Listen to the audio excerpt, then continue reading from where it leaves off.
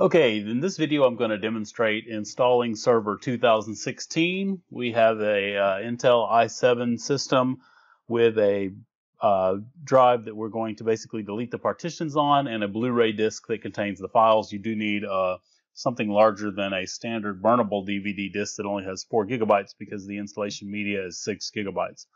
You could use a dual layer DVD drive, but you would need that kind of drive in the system.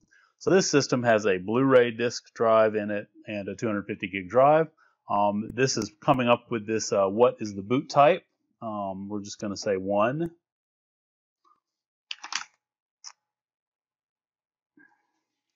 And go ahead and press any key to boot. And the system is going to load the files. Okay, now that we're done loading files, we're going to have a little bit more startup. And first we're going to be prompted for our, basically our origin mark.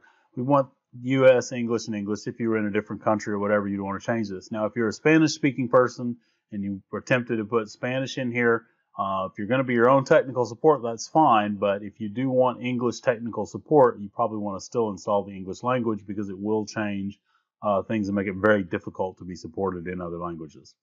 We're going to click Next. Now this disk could be used to repair a system if you had problems.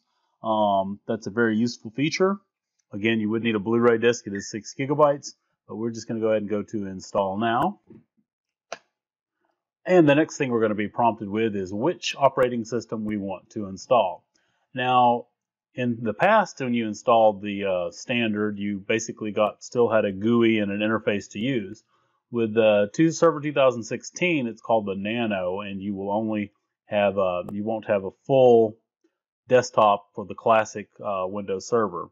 It has to be administrated by command line. This is only going to work if your software is like SQL Server, Microsoft Exchange, or products that can be administrated without a GUI and can be installed without a GUI.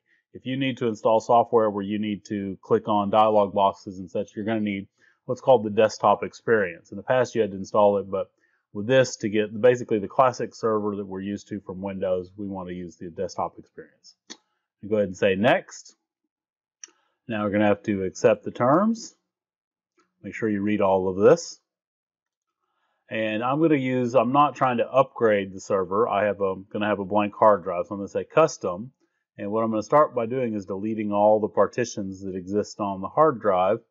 Because I like to let Windows set those all up correctly. So if you have any partitions, I wouldn't just pick the largest partition and say install. I would go ahead and delete them all. Of course, obviously, if you don't have data on there you want to keep. If you had data you want to keep, deleting the partitions would destroy it. But this is a completely new hard drive that I'm going to be using. Delete all the space. We're going to go ahead and click Next. Now at this point, Windows will need no more intervention. It will go ahead and install everything by default, including the time zone and stuff like that. So once this is completed, I will have another video that will show the getting up and going and some settings you probably want to configure that you may be used to in previous versions of Windows Server. Okay, after that is complete, then we're going to see that it will restart.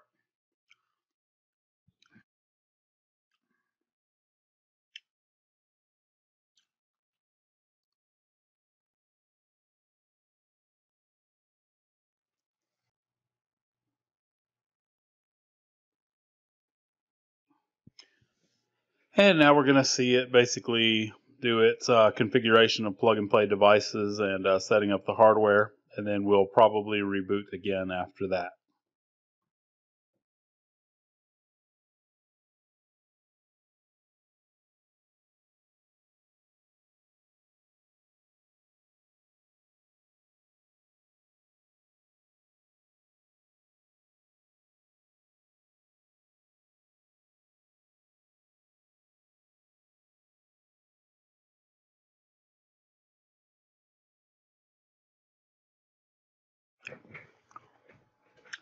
Okay, looks like Server 2016 is about to make its first appearance on this machine.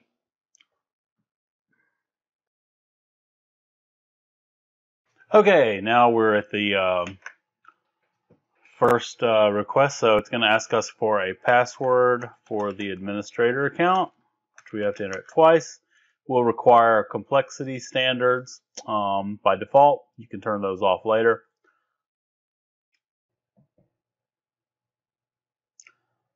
And here we have Server 2016 asking me for Control-Alt-Delete.